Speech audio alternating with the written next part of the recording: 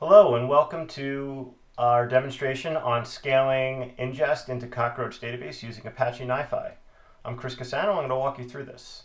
As you can see here, we have a 3-node cluster in Apache NiFi, and we have a 3-node cluster in CockroachDB.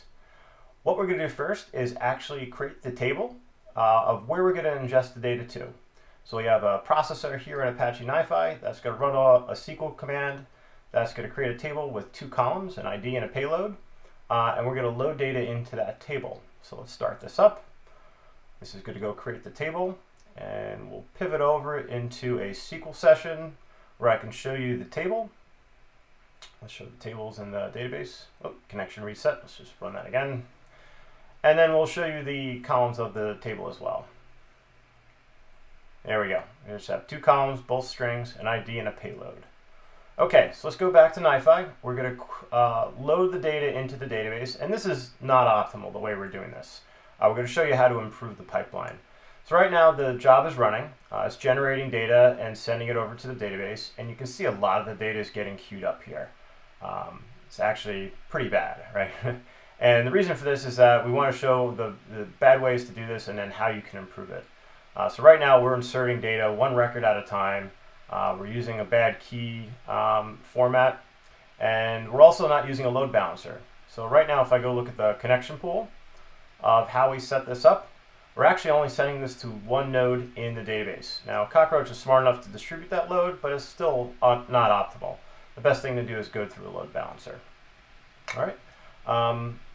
Same thing, when we generate data, you can see that we have, we're sending 1 record at a time, and we have, we're sending a sequential ID as opposed to a random key, which is not great for loading data into the database. So what we're going to do is we're going to make this a lot better. Actually, before we do that, let's just show you what some of the metrics look like on the database so you can appreciate what we're going to do here. As you can see, the load started off pretty good, but then it trailed off rather quickly. You can see the amount of transactions we're having per second. You know, it's just a handful. It's pretty bad. We're torturing the database if you ask me. You can see our connection pools. There's not many. We only have about 3 going on right now. Even if we look at what's going on with the hardware, you know, the server's sitting there waiting to make a sandwich. We're not utilizing the appropriate resources on the cluster at all with this pipeline. Okay. Yeah, you see not much is really changing even as the load continues. All right, so let's go back. We're going to shut all these processors down that are generating data and loading the data into the database. We're going to empty out all the queues, and then we're going to give you an idea of what it's like to actually build an efficient pipeline so that you can load data into CockroachDB rather easily. We're going to take you through using a load balancer and how to set that up. How we can add more threads to the process. We'll also batch some of the records, and we'll change over to random keys. So the first thing we're going to do is use that load balancer that I've mentioned a couple times today. So let's go back to the connection pool. We'll go back to our JDBC URL, and we're going to change this to use the load balancer. Oh, oops, I forgot to disable the connection pool. All right, so let's bounce out of this real quick. I'll go disable the connection pool.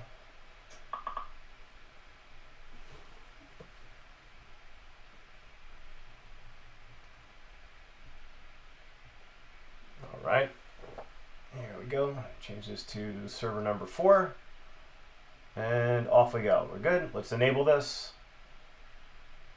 and we should be rocking. Awesome. The other thing we want to do is actually add more threads. So in NiFi, under the processor, under the scheduling tab, there's a field called concurrent tasks. We're going to up this to about 5. Generally, you can, if you add up all of your concurrent tasks, it should be about double the amount of cores that you have on the servers for your NiFi cluster. The next thing we're going to do is actually merge records. So we're inserting records 1 at a time. What this merge records processor is going to do is batch all those records up into a bin so that we can do multi-value inserts. So when we do a transaction, we can do a single transaction with inserting a lot of records as opposed to doing 1 insert for a specific transaction. So you can see here we'll create bins of up to 512 records. or a bin that's up to about 200 kilobytes in size. Either one, whatever comes first is how we'll create the bin that will then pass over into the Cockroach insert. All right, and we'll us up the number of concurrent tasks here. We'll just change this to 3. Excellent. So same thing on when we convert the data from when it's being generated into an Avro format. That's how the record processors load the data into the database by Avro. So up that to 3, and then we'll do the same thing on the data generation. Actually, we won't change the threads, but we will change the keys that we're using. Instead of using sequential keys for the primary key in our database, we're going to change this to more of a random key using UUIDs. All right, and there's a function in NiFi that helps us do that. So when we create this random data, it'll just do that through a function. Okay, so let's kick this off and watch it in action. So here we go. We're going to start it up. Let's do a refresh. And you can see, some of the data is getting queued, but it looks like it is getting ingested pretty good.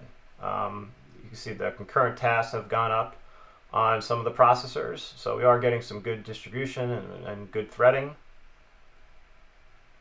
Yeah, this is looking pretty good. Let's go over to the database and see how that's looking. So yeah, let's bounce over to, you can see the SQL connections are pretty good.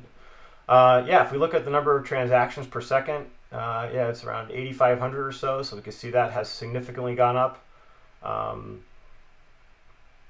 The hardware is being utilized. Right now it's a little imbalanced, but I think as the load keeps going, it will balance across the cluster. But it's a good thing that we're using the resources that are there to do the ingestion. And then let's look at the SQL connections are up. We have about 15, concurrent database connections going on, which is great. And yeah, load seems to be looking pretty good. Not some queuing, but nothing abnormal. So let's go to the database and see how things are looking. We'll do a couple counts, and I'll show you some of the sample data as well. Lost connection. Let's just run it again, so you can see that's what our keys and our payload look like. And let's do some counts as well. That way you can see the data growing in the table. Let's run this again. Yeah, you can see in just a matter of seconds, it's about 100,000 records we inserted in about a second or two. So yeah, pretty good. Hopefully this is a good instruction on how you can optimize your pipeline for Cockroach database. It applies elsewhere, so it's not just within NiFi, but if you're using other tools, these are good database concepts for thinking about how you can scale up your ingest. As you can see, over the course of time, it's still doing pretty good, and then the load's getting pretty balanced. But hopefully this was helpful for you today, and best of luck with all of your ingestion to Cockroach. Thank you for your time today.